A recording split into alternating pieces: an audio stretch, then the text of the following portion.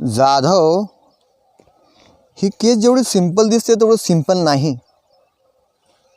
कोणीतरी असा आहे आपल्या डिपार्टमेंटमध्ये जे या केसमध्ये इन्वॉल्ड आहे.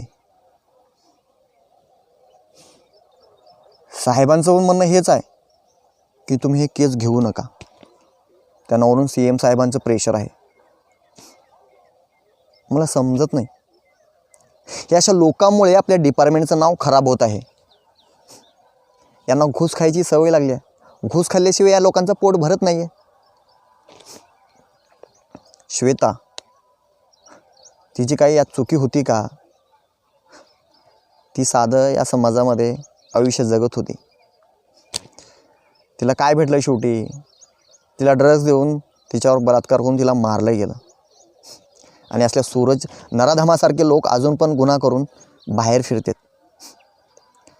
आणि आपण तिच्यासाठी काहीच करू शकत नाही. खरंच आज आपलं डिपार्टमेंट इतकं होपलेस झाले का? नाही. मी श्वेताला न्याय नक्की मिळवून देईन. सूरज इनामदार,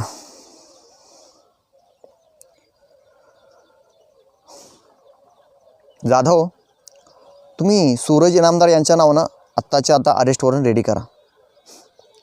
पोस्टमॉर्टम रिपोर्टनुसार श्वेताच्या डेड बॉडीवर सूरजचे फिंगरप्रिंट मॅच होतात. तेवढं पुरेसं आहे सूरजला बेड्या ठोकायला. लागा कामाला. आणि सावंत, तुम्ही एक काम करा, 21 डिसेंबर ते 29 डिसेंबरपर्यंतचे सगळेच कॉलेजमधले CCTV फुटेज चेक करा.